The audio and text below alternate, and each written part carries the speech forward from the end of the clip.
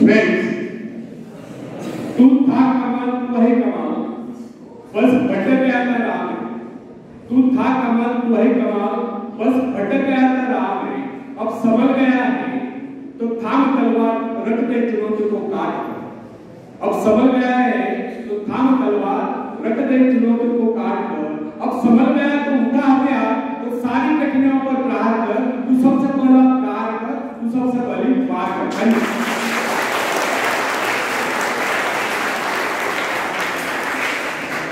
तो फ्रेंड्स,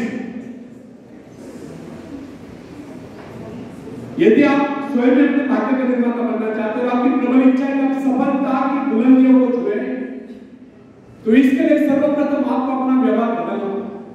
तो इसके लिए सबसे पहले आप अपने मन से घृणा, ईर्ष्या, द्वेष आदि विचारों को निकाल कर बाहर करेंगे, तब आप अपने भाग्य का निर्माण करेंगे। इस बात का याद रखें, सब इस बात पर विश्वास रखें कि सब कुछ आपके हाथ में है, क्योंकि आप ही तो अपने भाग्य का निर्माता हैं। फ्रेंड्स, मनुष्य एक ऐसा प्राणी है जिसे प्रकृति ने निसर्ग ने सब कुछ दे रखा है। इतना ही प्राकृतिक गुणों के यदि किसी प्राणी में कुशलता है तो वो अपने कौशल से दूसरों के गुणों को अपना कर और भी अधिक गुण संपन्न हो सकता है। उदाहरण के लिए हम मछली की भांति चल के घूमे, लेकिन हमारे मन में उसके बाद तैरने की इच्छा जागृत हुई तो हमने तैरना सीख लिया। पक्षियों की भांति हमारी परवाज करने की इच्छा हुई तो हमने हवाई जहाज बना लिया। इस प्रकार प्रकृति ने, निसर्ग ने मनुष्य को इस प्रकार बनाया है कि वो सब कुछ कर सकता है।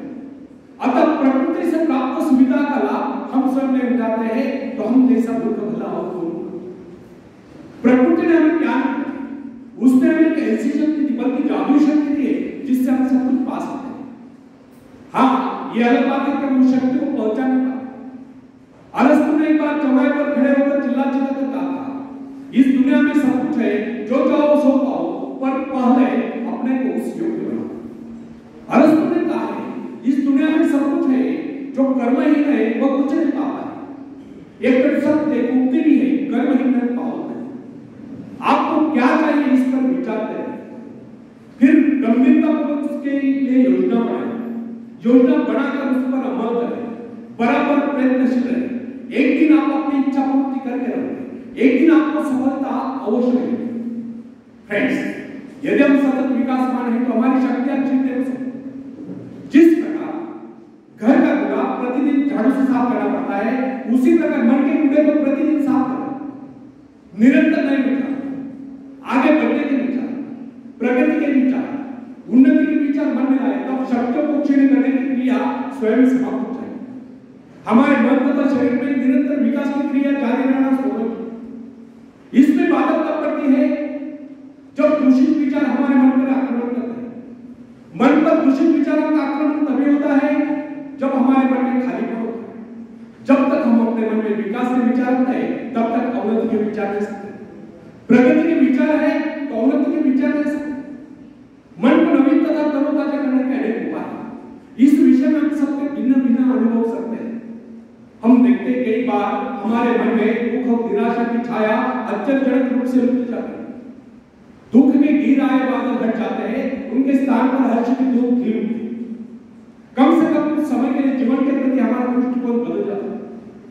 कई बार हम अनुत्साहित और निराश हो जाते हैं और अकस्मात कोई शुभ समाचार आ जाता है और हमारा हृदय हर्ष से गदगद होता है।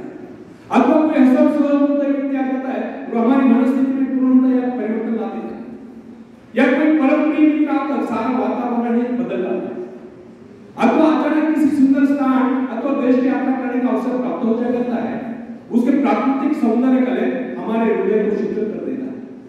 किसी ऐसे स्थान की यात्रा करनी पड़ती है जिसकी हमारे मन में सदा से इच्छा है, और वहां से सौंदर्य के कारण हमारे विचारों में परिवर्तन आ जाता है और हम प्रसन्नता से विभोर हो जाते हैं।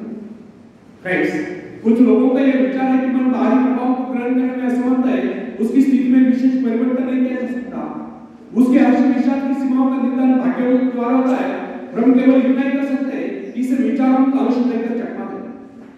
परंतु यह धारणा गलत है। हमारे पास ऐसे असंख्य उदाहरण हैं जिनमें व्यक्तियों की मनोवृत्ति में आमूल परिवर्तन होता देखा गया है। उनके मस्तिष्क में क्रांति होती देखी गई। बहुत से लोग जो जन्म से दुर्बल थे, वे ज्ञान द्वारा सबल होते देखे गए और कर्मण्य कर्मठ होते देखे गए। ऐसे अनेक उदाहरण हमारे सम्मुख है जिनमें व्यक्ति मानसिक शक्तियों से रहते हैं, किंतु प्रयत्न द्वारा उनमें भारी परिवर्तन आ गया, उनका दुर्बल व्यक्तित्व प्रबल व्यक्तित्व में परिणत हुआ। साहस का उदाहरण लीजिए, बहुत से सफल व्यक्ति कॉलेज स्कूल से रहते हैं, खतरा था कि उनका समस्त भविष्य अंधकार में, परंतु माता पिता या गुरु की शिक्षा का उन पर ऐसा प्रभाव पड़ा कि उनके जीवन की धाराएं बदली। इससे सिद्ध होता है कि मनुष्य उपदेश या शिक्षा प्राप्त करके या निरंतर अभ्यास से विचारों में क्रांति ला सकता है। फ्रेंड्स, साहस पर मनुष्य का जन्म सिद्ध अधिकार है। साहस के भाव परिपक्व होने पर वही व्यक्ति जो पहले कायर समझा जाता था, शौर्य और पराक्रम के कारनामे कर लोगों को चकित कर देता है। जब हम भय, संदेह, निराशा से ग्रस्त स्थिति में होते हैं, तब हम सही निर्णय नहीं कर पाते। उचित एवं ठोस निर्णय केवल उसी समय किया जा सकता है जब मस्तिष्क सही स्थिति में। निराशा, क्रोध, भय, ईर्ष्या, द्वेष आदि के बादलों से घिरकर अंधकार में भय तथा चिंताग्रस्त मनस्थिति में कभी महत्वपूर्ण विषय पर निर्णय नहीं करना चाहिए। जब मन निर्मल, संतुलित, शांत हो, कोई भी निर्णय उस समय करना चाहिए। उस समय जो निर्णय बनाया जाए केवल उन्हीं को कार्य करने का प्रयत्न करें। भय, क्रोध आदि के आवेग पर मानसिक शक्ति बिखर जाती है। उस समय निर्णय करने के कारण निर्णय गलत होते हैं। यदि मनुष्य सही शिक्षण प्राप्त करे या मन को अभ्यास कराए, वो निराशा, क्रोध, ईर्ष्या, द्वेष आदि विचारों को कुछ क्षणों में अपने मन से निकाल कर बाहर कर सकता है तथा प्रसन्नता का अनुभव कर सकता है। प्रसन्नता, आशा, आकांक्षा, उत्साह इन भावनाओं के आते मन का अंधकार दूर हो जाता है।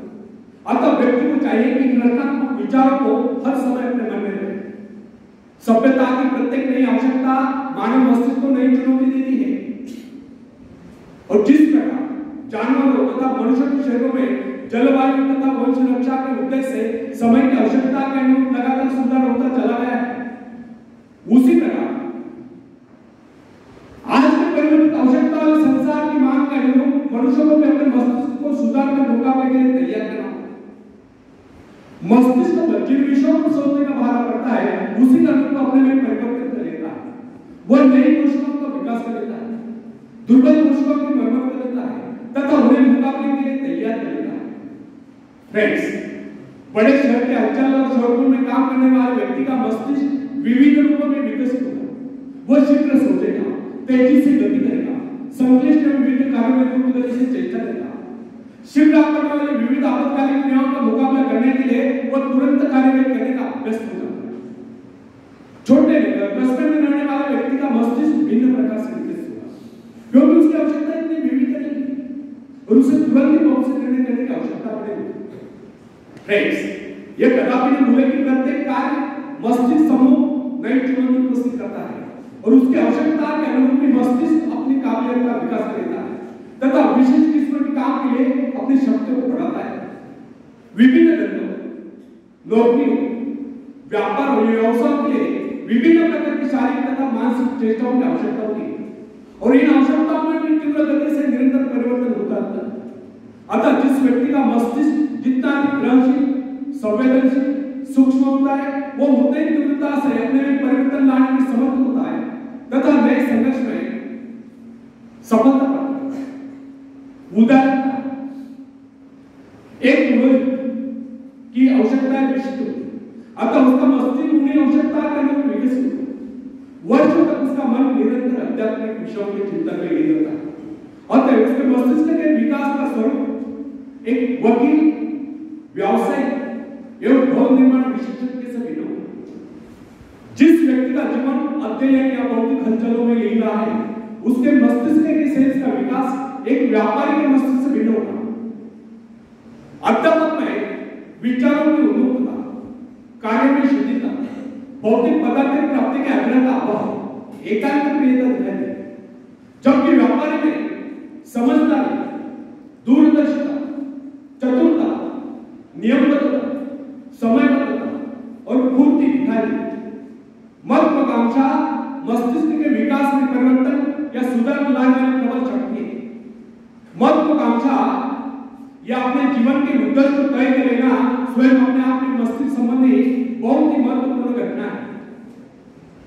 फ्रेंड्स, वैज्ञानिक लोग मस्तिष्क को विकसित करने की संभावना पर खोज करने में व्यस्त हैं। समय आएगा जब मस्तिष्क के विकास के रहस्य को मानव जान लेगा और इससे मनुष्य के चरित्र के विकास का कार्य सरल हो जाएगा, तब तक हमारे लिए इतना जान लेना पर्याप्त है। यदि हम अपने मस्तिष्क का ऐसा विकास चाहते हैं कि हमारा व्यक्तित्व सर्वप्रिय बने, तो इसके लिए सर्वप्रथम हमें अपने मन से घृणा, ईर्ष्या, द्वेष आदि विचारों को निकालकर बाहर कर देना होगा।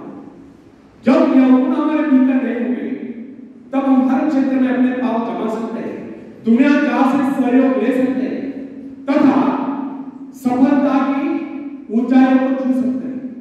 आखिर में एक शेर में सुनाता हूं, खुद को करते बुलंद इतना, खुद को करते बुलंद इतना कि हर तकदीर से पहले खुदा आकर बंदे से पूछे, बोल तेरी रजा क्या है, बोल तेरी रजा क्या है। धन्यवाद।